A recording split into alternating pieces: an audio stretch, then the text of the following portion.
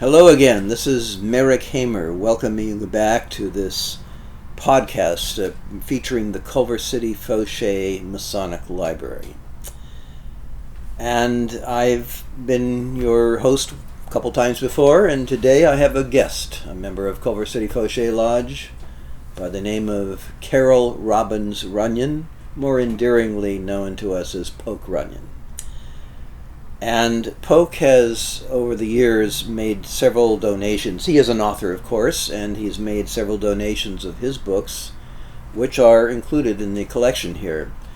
And this includes the Magic, Solomon's Magic, and several volumes of the Seventh Ray, featuring several occult works, many pertaining to Freemasonic subjects. Today we have him because he has made a new edition of the Book of Solomon, Solomon's Magic, and it's probably the book which is most known to the esoteric world and to the Freemasonic world. And he's recently published a new edition. It's a glorious, glamorous binding.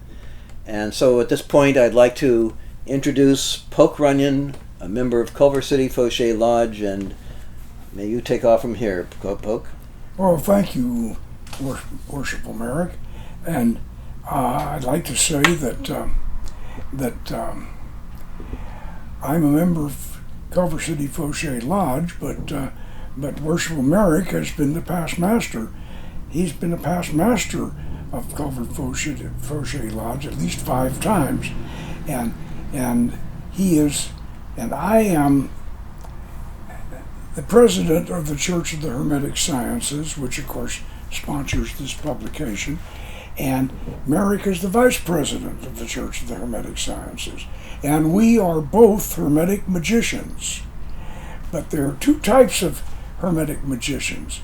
There are thaumaturgists and there are theurgists. And theurgists are divine workers, and thaumaturgists are what some people would call sorcerers.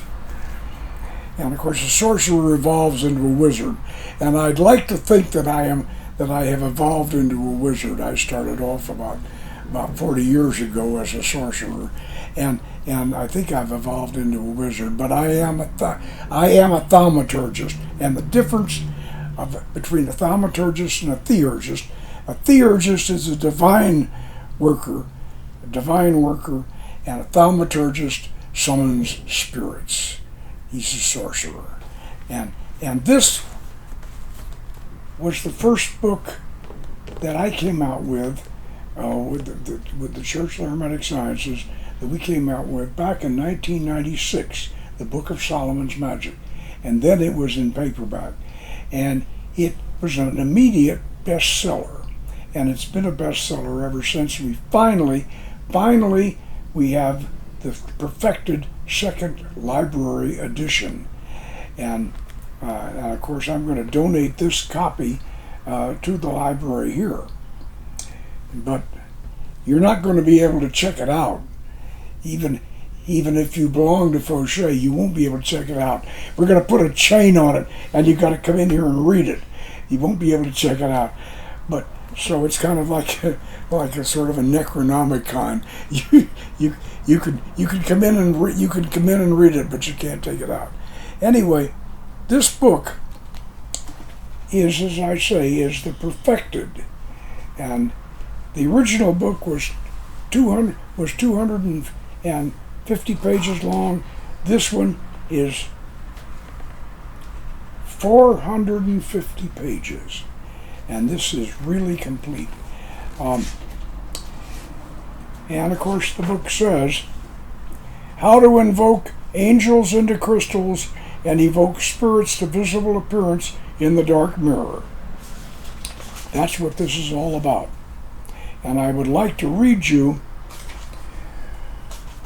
my introduction to the second edition, which we are using primarily as a product description. This is the author's preface to the second edition. This hardcover version of our modern ceremonial magic classic has been a long time coming.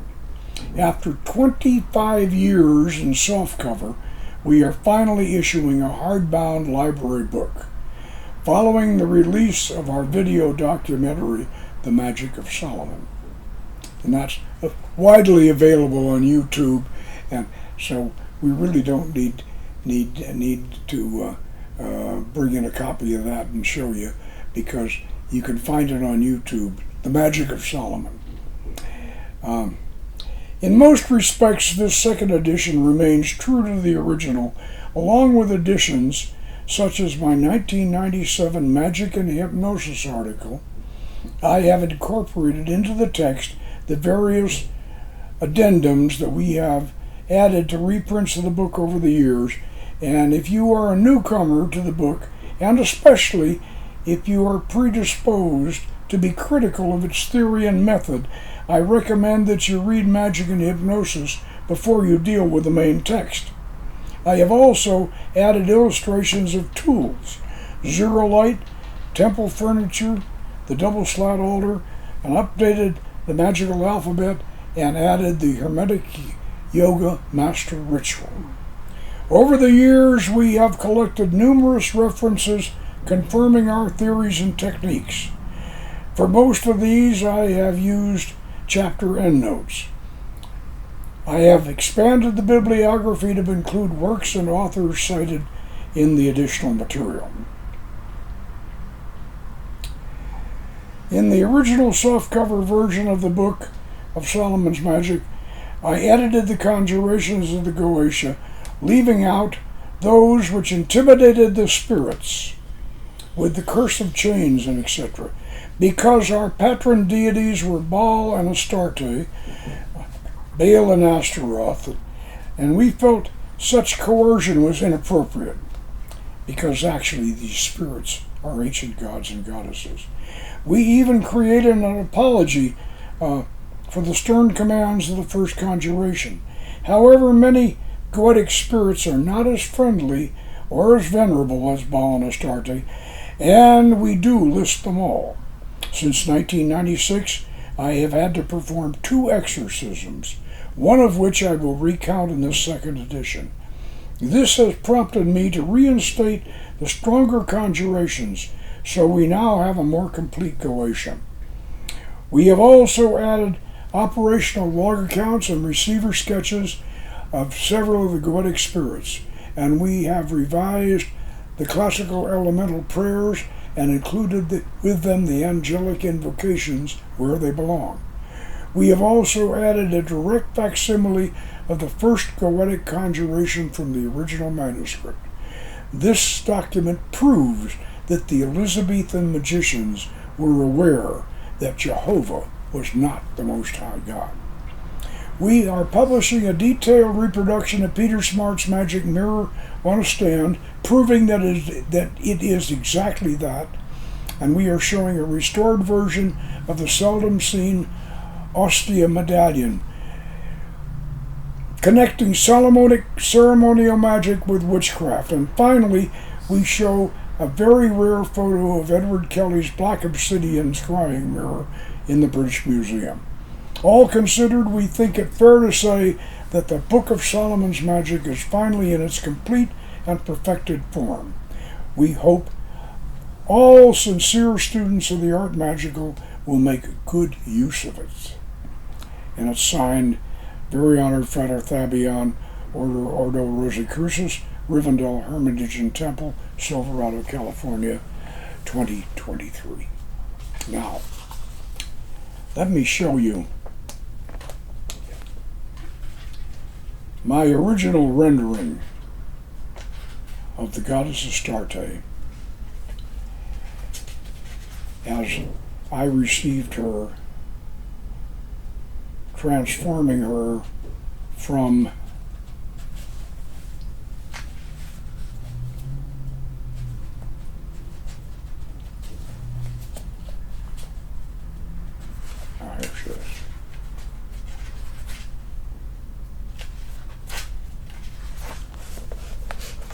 transforming her from the spirit Astaroth. This is the goddess Astarte as I saw her, as I first saw her in the magic mirror, transforming her from the spirit Astaroth, the so-called demon Astaroth, and she is actually the goddess Astarte. And that's not just my opinion, that is a scholarly opinion. Most biblical scholars admit that Astaroth was a demonic representation of the goddess Astarte. And Solomon built a temple to the goddess Astarte. And this is one of the reasons why we call this the Book of Solomon's Magic. Now, I'd also like to show you a picture of her consort, Prince Baal, as I saw him originally. He's a bit fearsome, but then, and this was the spirit Baal, who is actually the Canaanite god Baal. And biblical scholars today will tell you and pretty much agree that King Solomon was a pagan. He was not a worshiper of Jehovah. Jehovah was not even on the scene when Solomon was king, and so consequently, Baal and Astarte were really more of Solomon's actual deities. That and Father El, the original Canaanite god, they were more Solomon's real deities, and the deities of Hiram of Tyre, the king who helped him build the temple. And yet, on the other hand, we, even though we follow that vision, we're not going to impose it on Masonry, and we don't expect to. However, if you're going to venerate King Solomon, and we do, and Masonry does, then this is one of the Masonic, this is one of the Solomon legends, is that Solomon used these spirits to help him build the temple. Now, this is the master mandala, and this is the key to all of these spirits. And one of the most important things about this is that each of these spirits, of these goetic spirits, each of them is controlled by an angel. And they call these angels the Shemiham Farash. And these angels all reside in a higher sphere on the tree of life. They reside in Hod, and all of the goetic spirits reside in Yesod, the lunar sphere, and the angels are all in the Hermetic sphere of Hod, the next sphere up. And so you have all of the spirits in one wheel, and then the Shemiham Farash angels who control them are all in the inner wheel. And you really should not work with these goetic entities, even Baal and Astarte, without working with their counterpart angels. And that is one of the most important aspects of this book. Which are 72 in number. There's 72 of these angels, and then there's 72 of these spirits. So that is one of the main important things in this book. And something else I would like to show you that we have in here, and that is a picture of the Ostia medallion, a reconstruction of it. We had to reconstruct this. It's almost illegible, but it's a bronze medallion, and it was found, the Ostia medallion, a bronze 2nd century Common Era contemporary with the Testament of Solomon, which was an early Goetic book, shows the triple goddess Hecate on one face and King Solomon stirring a cauldron on the reverse. Hecate is listed as the demon Anpegios in the Testament. This artifact confirms the Greek connection in Solomonic magic and its connection to witchcraft. And we should remember that two of the founders of modern witchcraft, Gerald Gardner and Alex Sanders, were both Solomonic ceremonial magicians. And in the case of Gerald Gardner, he was also a Mason.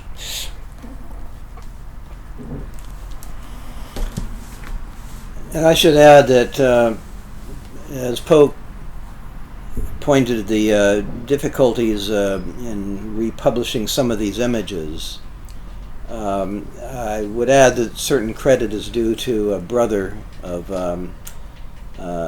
Santa Cruz Lodge named Maximilian Paul, who has performed a lot of work to make this publication possible. So I want to give him credit. He's a close friend of Masons of Culver City Fauché Lodge. And another name that receives credit would be Lauren, who is very much involved in the publication efforts and all the details. And so I want to give credit there. Yeah, my wife Lauren was the editor of the book and did a terrific job of proofing it and and editing it. And also we got Lady Jo Carson was also one of the proofreaders. Lady Jo Carson. And one of the contributions which Lady Jo Carson made to this book back originally was she came up with an apology to the goddess, because Lady Jo was certainly, she's I won't say she was a feminist, but she's very much a goddess worshiper, and she was aware that we were coercing the spirit Astaroth to get the goddess Astarte. And she thought that we ought to apologize after we got the goddess. We ought to apologize for coercing her, and which we did, and which we do. And yet that was what happened in the Middle Ages, and even earlier.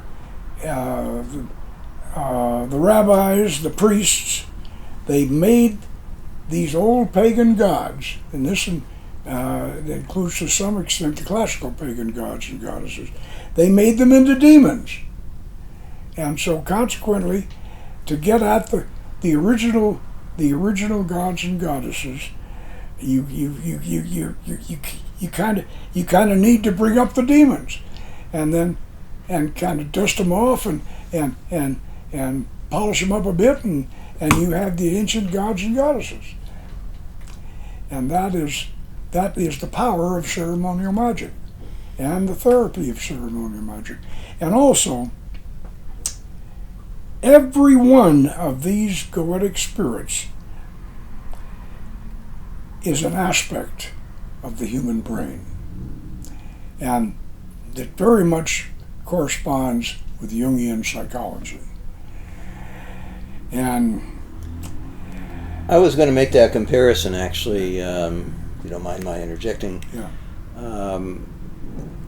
There are parallels in this work and what we see in the Freemasonic order. And I would look at the Freemasonic order, particularly the Chamber of Reflection, where candidates before their initiations are invited to sit in this small chamber.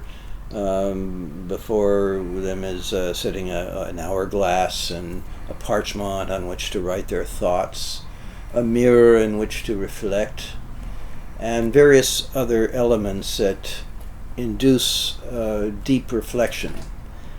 And the idea is to penetrate deep into oneself and discover his true identity, and maybe even clean house in the process, because we find as we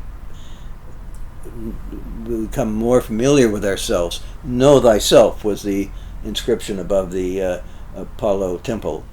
And to discover who we really are. And sometimes we discover what we don't like about what we see in the process, which we've maybe ignored all the years, and we discover what we need to cherish and maybe what doesn't belong there. And all of these angels and spirits represent aspects of the human being. Whether it's a positive or a negative force, it represents just part of our personality, part of our essence. Maybe not the genuine seed that's there. That's what we have to uncover. But all of these things have influenced who we are. And I would compare the dark mirror that Polk mentioned in his work. I went through that operation of the dark mirror, and I looked in it one day and I saw something. I was asked to look back into my past. And I saw something that brought me to my past. I can't exactly describe what it truly was, but it was a good feeling. I saw something that resembled the image of Albrecht Dürer, the famous German artist. And only half of his face was showing, but that half was there to tell me something about myself. So it's a powerful technique, just as the Masonic Chamber of Reflection is a powerful tool that helps us understand ourselves so that we can then realize what the Masonic journey can do for us, for our future, and for our children's children. Thank you, Merrick.